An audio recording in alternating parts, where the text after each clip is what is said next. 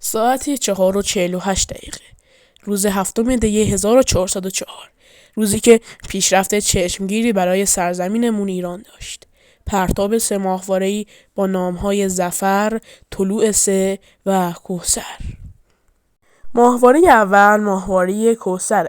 این ماهواره میتونه با نقطه برداری و نقشه برداری دقیق و نقطه بین به کشاورزا تو صنعت کشاورزی کمک کنه.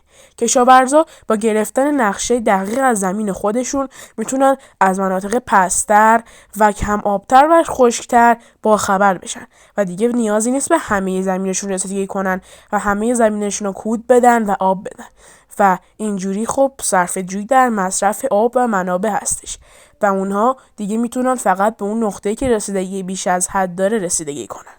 ماهواره بعدی ماهواره ظفره و خب اینم خیلی جالب و هیجان انگیزه.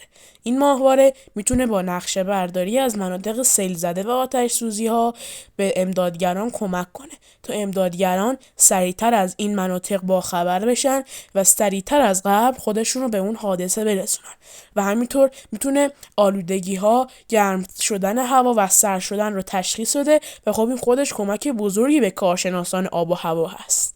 ماهواره آخر ماهواره طلوع 3 هستش و خب انگار با یک تیر 2 نشون رو زدیم.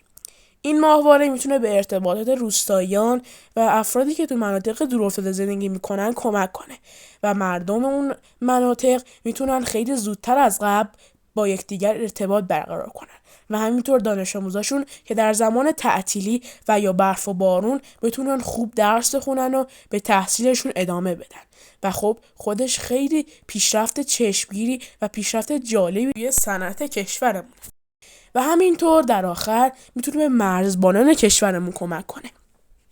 مرزبانان میتونن با دریافت سریع اطلاعات از ورودهای غیر مجاز با خبر بشن و قبل از ورود اونها رو تشخیص بدن و از اون جلوگیری کنن. با امید روزی که ایران بتونه در همه صنعت‌ها پیشرفت کنه و ماهواره‌های بهتری بسازه. وطنم ای شکوه پاورد